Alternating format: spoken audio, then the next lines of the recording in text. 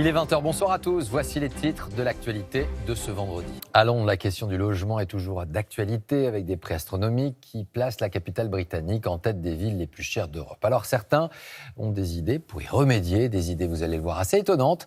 Et si on installait des logements sociaux pour 50 000 Britanniques au-dessus du palais de Buckingham? Une idée que la reine n'a cette fois pas commentée. Sur place Arnaud Comte, Solène Grippon, Brice Boussoir. Construit au XVIIIe siècle, Buckingham est aussi bien la résidence officielle des souverains britanniques qu'un point de convergence du peuple et des touristes qui par millions chaque année prennent la pause devant les grilles et sous les fenêtres de Sa Majesté la Reine. Alors imaginez un instant si cet emblème de 120 mètres de long et de 77 000 mètres carrés s'agrandissait encore davantage pour accueillir 50 000 Londoniens qui auraient l'immense privilège de cohabiter avec la monarque. Une idée un peu saugrenue, mais bien réelle, que ce cabinet d'architectes munichois a même mis en maquette. Le niveau du bas, c'est le palais actuel qui existe déjà.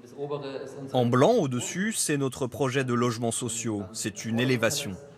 Cet architecte a même écrit à la reine pour lui exposer son projet inattendu avec lequel il entend enrayer la crise du logement qui frappe la capitale britannique depuis des années. L'un des rares endroits dans Londres qui n'est pas densément peuplé, contrairement au reste de la ville, c'est Buckingham Palace. Il y a 700 pièces, 70 salles de bain, mais presque personne n'habite dedans. Alors on s'est dit, ok, il faudrait utiliser ce potentiel pour obtenir encore davantage de surface de logement. Esthétiquement, on ne va pas vous mentir, le projet n'a pas l'air de séduire grand monde, même si certains badauds saluent la démarche. Ça sera des logements sociaux ? Je pense que rien ne serait plus égalitaire si on faisait ça. Mais ça ne serait pas forcément politiquement correct. Moi, je voudrais vivre au rez-de-chaussée, pas à l'étage. Dans l'esprit créativité, oui, je peux le comprendre, mais je le verrais bien, mais j'y habiterais pas. Ça vous plairait pas d'habiter avec la reine? Non, pas du tout. Non. Pour les ennemis de la monarchie comme Graham Smith, qui milite depuis 10 ans contre la famille royale et pour l'abolition des privilèges royaux, ce projet de logements sociaux à Buckingham irait dans le bon sens, selon lui. On dépense des millions pour entretenir la résidence d'une seule personne, alors que des dizaines de milliers de personnes à Londres n'ont pas les moyens d'acheter leur maison.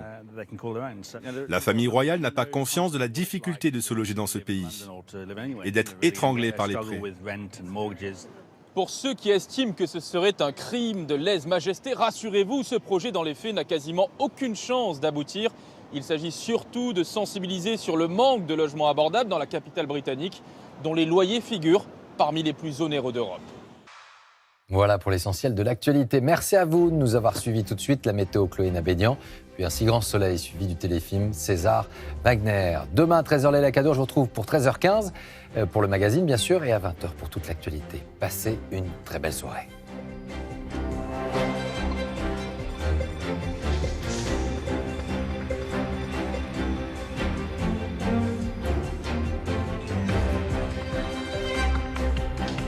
Retrouvez toute l'actualité en continu sur France Info, Canal 27.